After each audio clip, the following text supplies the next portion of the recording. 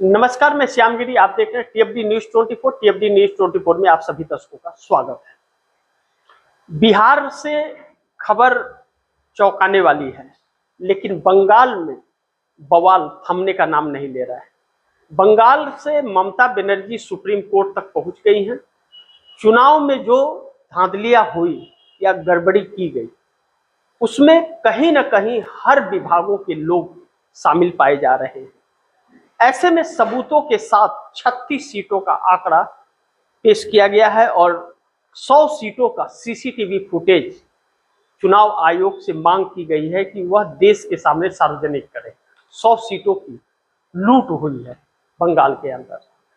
ममता बनर्जी ने यह भी ऐलान किया कि कांग्रेस और लेफ्ट के साथ बंगाल में गठबंधन करेंगे और भारतीय जनता पार्टी को चुनौती देंगे।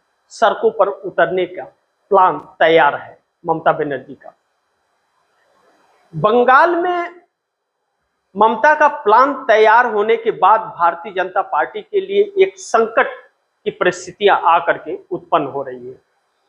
लेकिन ममता बनर्जी दिल्ली पहुंच गई है। इंडिया गठबंधन की भी बड़ी बैठक जल्द से जल्द होने वाली है। 234 सांसदों का प्रतिनिधित्व वहां पर शामिल होंगे।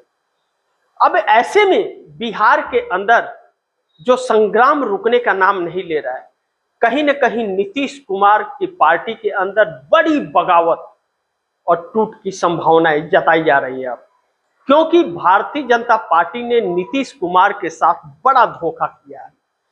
कल देर शाम हुई बैठक नीतीश कुमार के आवास पर, नेता संतुष्ट नहीं है अभी उस बैठक से, और भी कई बैठकें होने की उम्मीद जताई जा रही है।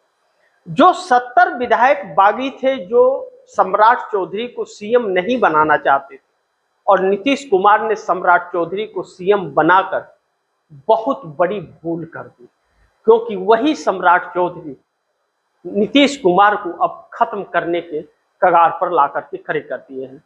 बहुत जल्द सम्राट चौधरी ने नीतीश कुमार को ठिकाने लगाया, ऐसा ठिकाने लगाया कि जीवन में उन्हें याद रहेगा। अब शराबबंदी को पूरी तरह से खत्म कर रहे हैं सम्राट चौधरी, इसका फैसला करने जा रहे हैं। और दूसरा, नीतीश कुमार के जितने अफसर थे सबका तबादला कर दिया गया है। भारतीय जनता पार्टी से नजदीकी रखने वाले अफसरों को, आईपीएस अफसरों को, आईएएस अफसरों को अब सीएम आवास से लेकर के, सीएम दफ्तर से लेकर के मंत्रिमंडल के दफ्तर तक तैनात कर दिया गया है। अब ऐसे में जेडीयू नीतीश कुमार के कोटे में जो 2 डिप्टी सीएम का पद आया था, विजय चौधरी और विजेंद्र यादव, उनका डिप्टी सीएम का पोस्ट छीन लिया गया है। सामान्य मंत्री उन्हें बना दिया गया है। यानी कि नीतीश कुमार से छीन लिया गया डिप्टी सीएम, गृह मंत्रालय और स्पीकर का पद। यानी कि नीतीश कुमार के हाथ झुनझुना थमा दिया गया। 85 एमएलए और 12 सांसदों की ताकत रहने के बावजूद नीतीश कुमार को बहुत आसानी से मोदी, शाह और सम्राट की जोड़ी ने ठिकाने लगा दिया। किसी भी नेता की चल नहीं पा रही है। लेकिन नीतीश कुमार की पार्टी जेडीयू के अंदर जिस तरह से बगावत हो रही है और अलग अलग नेता बयानबाजियां दे रहे हैं और अपना गुस्सा दिखा रहे हैं, इससे यह तो प्रतीक हो रहा है कि आने वाले दिनों में बहुत जल्द नीतीश कुमार की पार्टी कई टुकड़ों में बंटने वाली है। अन्यथा नीतीश कुमार को समर्थन वापस लेने के अलावा अब कोई रास्ता नहीं बच रहा है। लेकिन नीतीश कुमार की पार्टी में 2 स्लीपर सेल कहे जाने वाले, जो संजय झा और ललन सिंह, वह एक तरह से पूरी पार्टी में पैठ बना चुके हैं। लेकिन उनको लेकर के भी बगावती तेवर एक है, क्योंकि उन्हीं की वजह से नीतीश कुमार भाजपा के साथ है। जबकि जेडीयू के ज्यादातर नेता चाहते थे कि भाजपा का साथ छोड़कर महागठबंधन के साथ जाएं, लेकिन नीतीश कुमार परे रहे। उसका परिणाम यह हुआ कि नीतीश कुमार निपट दिए गए हैं। दूसरी तरफ चंद्रबाबू नायडू की मजबूरियां या परेशानियां, अब दिक्कतें बढ़ रही हैं, संकटें बढ़ रही हैं। उनकी पार्टी में भी यह सब कुछ देखते हुए बहुत बड़े सवाल खड़े हो रहे हैं। चंद्रबाबू नायडू असमंजस की परिस्थिति में है। इस देश के अंदर आर्थिक लॉकडाउन लगाने की तैयारी चल रही है। कहा जा रहा है कि 100 घंटे के अंदर आर्थिक लॉकडाउन लग जाएगा जो कई साल तक रहेगा।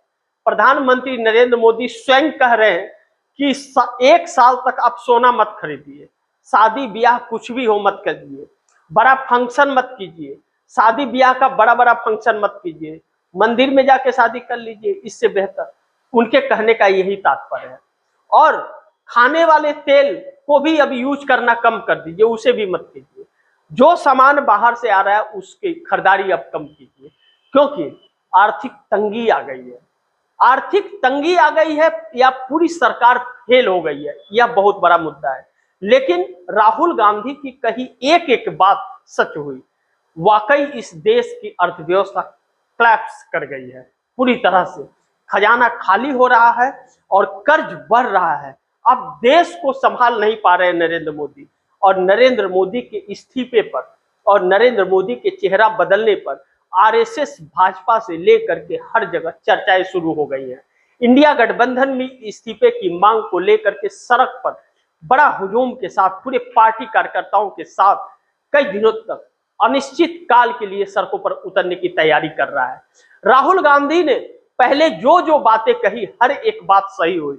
इन्हीं बातों पर चर्चा की बात राहुल गांधी पार्लियामेंट में कह रहे थे, लेकिन यह सरकार राहुल गांधी को बोलने तक नहीं दी। लेकिन आज वही बात हो गई सच, राहुल गांधी की कही हुई।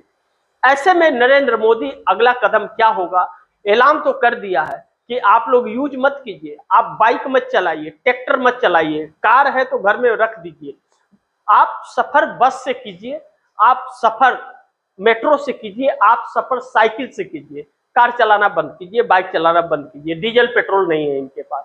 और भी बहुत तरह के तंगियां इस देश के अंदर आने वाली है।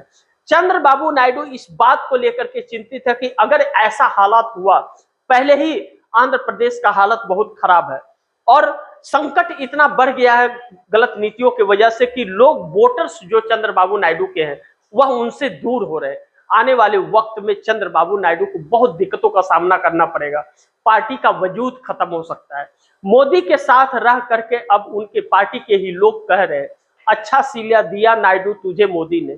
अब यह बात जब हो रही है तो चंद्रबाबू नायडू इस बात से चिंतित है कि जिस तरह ममता को निपटते, नीतीश को भी निपट दिए, या हमको भी छोड़ेंगे नहीं, और इनसे अगर बच गए तो जनता नहीं छोड़ेगी।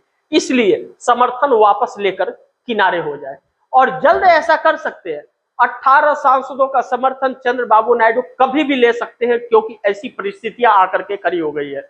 नरेंद्र मोदी सरकार बहुत बड़े संकट में घिरी हुई है, कभी भी सरकार जा सकती है, क्योंकि या तो फिर इस देश के अंदर एक बार फिर इमरजेंसी लगाने की कवायद की जा सकती है। नरेंद्र मोदी सरकार अपने आप को बचाने के लिए कुछ भी कर सकती है, यानी कि जनता का कोई मतलब नहीं है इस सरकार से, यह सरकार जनता से कोई सरोकार नहीं रखती है।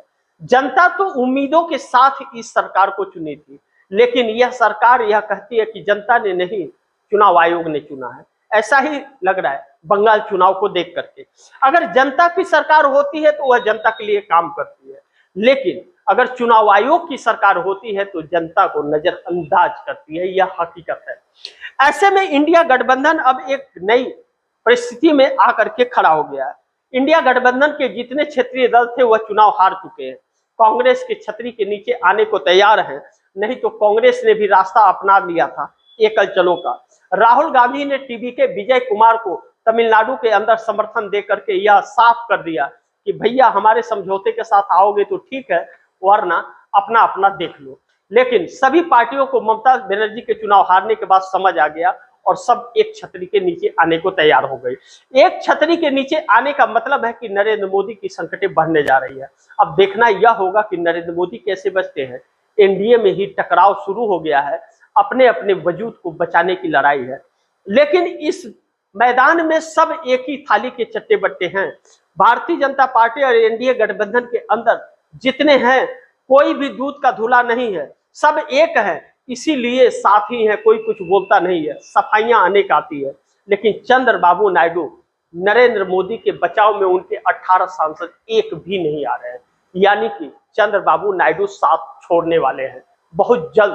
प्रधानमंत्री नरेंद्र मोदी और एनडीए गठबंधन का देखना महत्वपूर्ण होगा कि क्या होता है। 18 सांसदों का साथ छोड़ते ही मोदी की कुर्सी संकट में आ जाएगी और इंडिया गठबंधन की तैयारी नरेंद्र मोदी के लिए और भी संकट पैदा कर रही है। लॉकडाउन लग गया तो जनता नहीं छोड़ेगी। अब इस बार मोदी ऐसा फंसे हैं कि ना घर का और न घाट का, कहीं का भी नहीं है। देखना बड़ी महत्वपूर्ण होगा क्या होता है। जो भी होगा खबरें आप दर्शकों तक लाता रहूंगा। आप दर्शकों की क्या राय है, क्या सुझाव है, कमेंट बॉक्स में जरूर दीजिएगा। इस खबर को ज्यादा से ज्यादा शेयर कीजिए, अपने दोस्तों को भी कहिएगा आगे शेयर करें। और आपने टीएफडी न्यूज 24 को सब्सक्राइब नहीं किया, सब्सक्राइब कर लीजिए। अपने दोस्तों को भी कहिएगा सब्सक्राइब करें। मिलते हैं अगली खबर के साथ, तब तक के लिए नमस्कार।